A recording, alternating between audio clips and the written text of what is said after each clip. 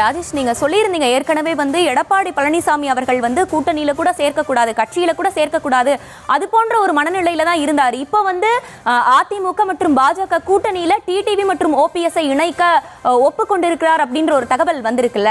இது பாஜக கொடுத்த அழுத்தம் காரணமாக தான் ஒத்திருக்கிறாருன்னு நினைக்கிறீங்களா, இல்ல அவருடைய ஓன் மனநிலையில தான் அவர் இந்த மாதிரி ஒரு டெசிஷன் எடுத்திருக்கிறாரா? நிச்சயமாக பாஜக தலைவர்கள் தொடர்ச்சியாக இந்த இருவரையும் கூட்டணிக்குள் கொண்டு வர வேண்டும் என்று தொடர்ந்து நேரடியாகவும் மறைமுகமாகவும் பல்வேறு பேச்சுவார்த்தைகளை நடத்தி வந்தார்கள். சமீபத்தில் கூட பாஜக அதிமுகவினுடைய முக்கிய தலைவர்கள் குறிப்பாக SP வேலுமணி, CV சண்முகம் போன்றவரெல்லாம் மத்திய அமைச்சர் நிர்மலா சீதாராமன் அவர்களை சந்தித்து பேசியிருந்தார்கள்.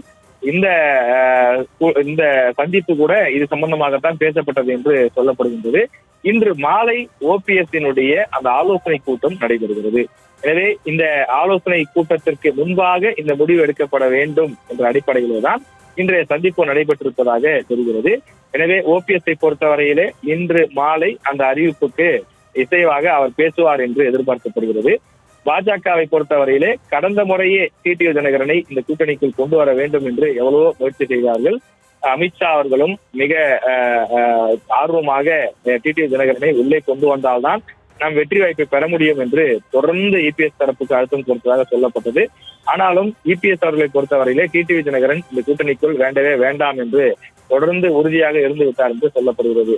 அதன் காரணமாகத்தான் பிறகு பத்திரிகையாளர் சந்திப்புகளிலே இந்த தகவல்களை கூட இரண்டு தரப்பிலும் கூட உறுதிப்படுத்தியிருந்தார்கள்.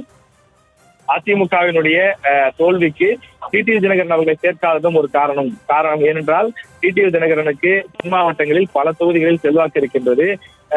குறிப்பாக உசிலம்பட்டி, ராமநாதபுரம் உள்ளிட்ட பல இடங்களிலே அவர்கள் கணிசமான வாக்குகளை பெற்றிருந்தார்கள். டிடிவி தினகரன் பெற்ற அந்த வாக்குகள் அதிமுகவுடன் சேர்ந்திருந்தால் சுமார் 21 தொகுதிகளில் கூடுதலான வெற்றி அதிமுகவுக்கு கிடைத்திருக்கும் என்றும் சொல்லியிருந்தார்கள். எனவே அப்படி ஒரு சூழல் இந்த முறை ஏற்பட்டுவிடக் கூடாது.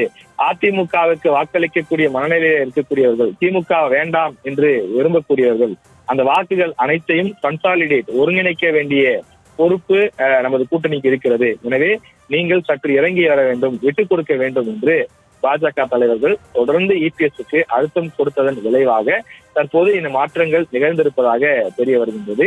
எனவே OPS மற்றும் டிடிவி தினகரன் ஆகியோரும் இந்த கூட்டணிக்குள் வரக்கூடிய பட்சத்தில் தென் மாவட்டங்களில் அதிமுக பாஜக கூட்டணி மீண்டும் வலுவடையும் என்று எதிர்பார்க்கப்படுகிறது. வழக்கமாக அதிமுகவினுடைய கோர் ஓட் பேங்க், ஒரு முக்கியமான ஓட் பேங்க் என்று நாம் பார்க்கும்போது மேற்கு மாவட்டங்களுக்கு அடுத்தபடியாக தென் மாவட்டங்கள் தான் இருக்கிறது. அங்க இருக்கக்கூடிய மக்கள் அதிக அளவிலே அதிமுகவை வெற்றி பெற செய்திருக்கிறார்கள்.